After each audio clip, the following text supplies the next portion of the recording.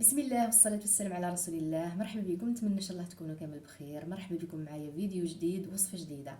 الوصفة تاع اليوم وصفة رمضانية هايلة، قراتا بنينة بزاف، تيجي طرية والبنة تاعها روعة. قراتا بالبطاطا والدجاج. وصفة هايلة تستحق التجربة، وصفة من اسهل الوصفات اللي ممكن تحضروها في رمضان. نتمنى تتبعوا معي الفيديو وتنال اعجابكم الوصفة تاع اليوم، ونروحوا مباشرة لطريقة تحضيرها. قبل ما نبدا الفيديو ان شاء الله ما تنساونيش بالجام. الى عجبكم الفيديو فضلا وليس امرا ديروا له جام هكذا باش يطلع ويشوفوه اكبر عدد من الناس. اولا نحضر معاكم هذه الوصفه على السريع. اولا ما وريت لكمش هذه التحضيرات نتاع البدايه وتاع البصل وتاع قطع وتاع، حطيت مباشره هكذا. درت الدجاج يطيب، درت نصف صدر دجاج مع نصف بصلة كبيرة نقطعوها قطع صغيرة، ونحطوا لهم شوية زيت، شوية فلفل كحل، شوية ملح وتوابل الدجاج، أو ديروا كركم وزنجبيل. نخلوهم يتقلاو مليح، ونزيدوا لهم شوية زيتون مقطع، نغسلوه مليح او نغليوه شويه باش ما يجيش مالح، ونمرقوهم بشويه ماء ونخليهم يطيبوا، بشويه باش الدجاج هذاك يتشرب مليح ويطيب مليح ويجي بنين. ومن جهه اخرى درت كميه تاع بطاطا، يعني ديروا الكميه اللي تحبوا، نقطعوها مربعات صغار ونقليوها. ودرت تاني البيشاميل درت 2 مغارف تاع مرقارين يكونوا معمرين مليح، مع 2 مغارف او ملاعق كبار تاع فارينه يكونوا بومبي يكونوا معمرين بزاف. نخلطوهم مليح هكذا، نخليو الفرينه هذيك تتقلى مع الزبده او المرقارين حتى يبدا يتغير اللون تاعها الى الابيض.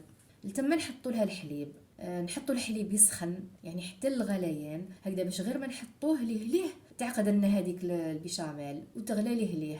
انا حطيت تقريبا لتر تاع حليب هكذا، حبيت البيشاميل تجيني خفيفه باش كي ندير الكراتا من بعد تجيني طريه.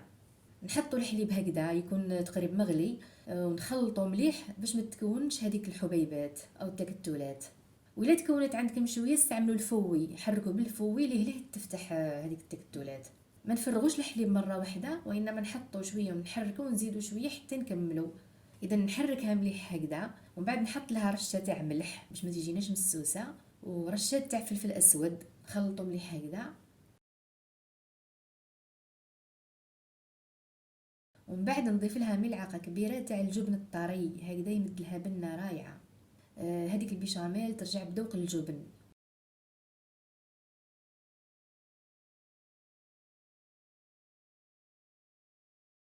اذا هاي المكونات جاهزه، هاو الدجاج طاب، نخلو فيه شويه مرقه باه من بعد نحتاجوها.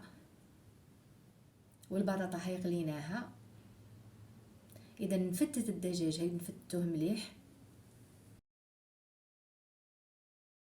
ومن بعد نروحو نحضروا الكراتا. ممكن تستعملوا بلا كبير او هكذا بلاوات فرديين كيما تحبوا.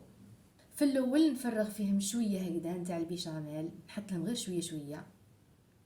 حطوا البيشاميل مباشره بلا ما تدهنوهم يعني ما تلصقش، نحطوا هكذا غير شويه، والكميه اللي تبقى نخلوها في الاخير.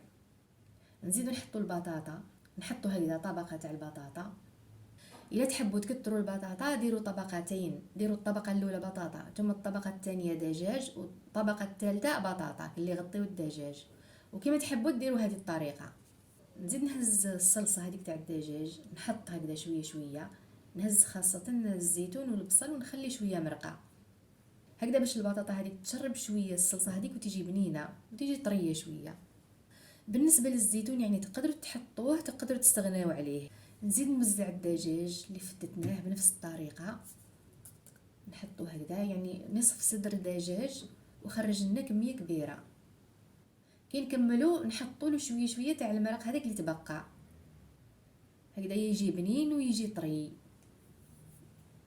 ما يبقاش هكذيك ناشف. حتى لو نحطوا له البيشاميل كي تحطوا له هذاك المرق يمدلو بنه روعه.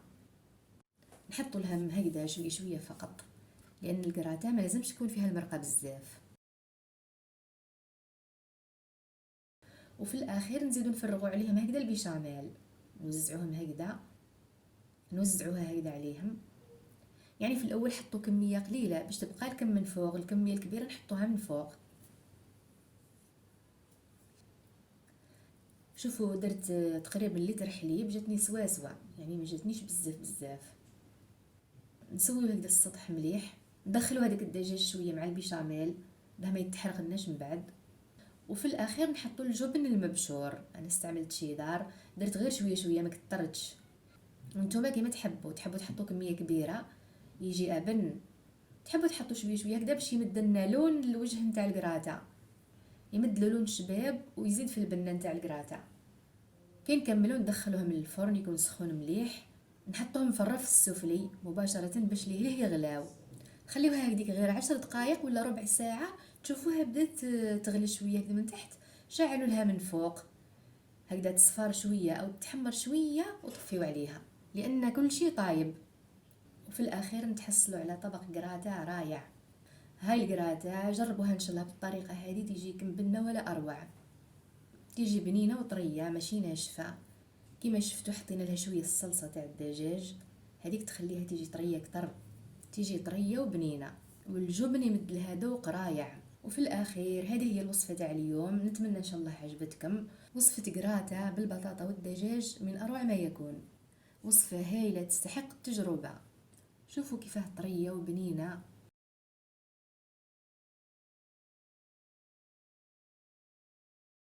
ونقول لكم صحه صيامكم وصحه فطوركم. وإلا عجبكم الفيديو ما تنسونيش باللايك والاشتراك الا كنتم مازال ما اشتركتوش، وفعلوا الجرس هكذا باش يوصلكم كل جديد. والى الملتقى ان شاء الله في فيديو اخر مع وصفة جديدة، والسلام عليكم ورحمة الله تعالى وبركاته.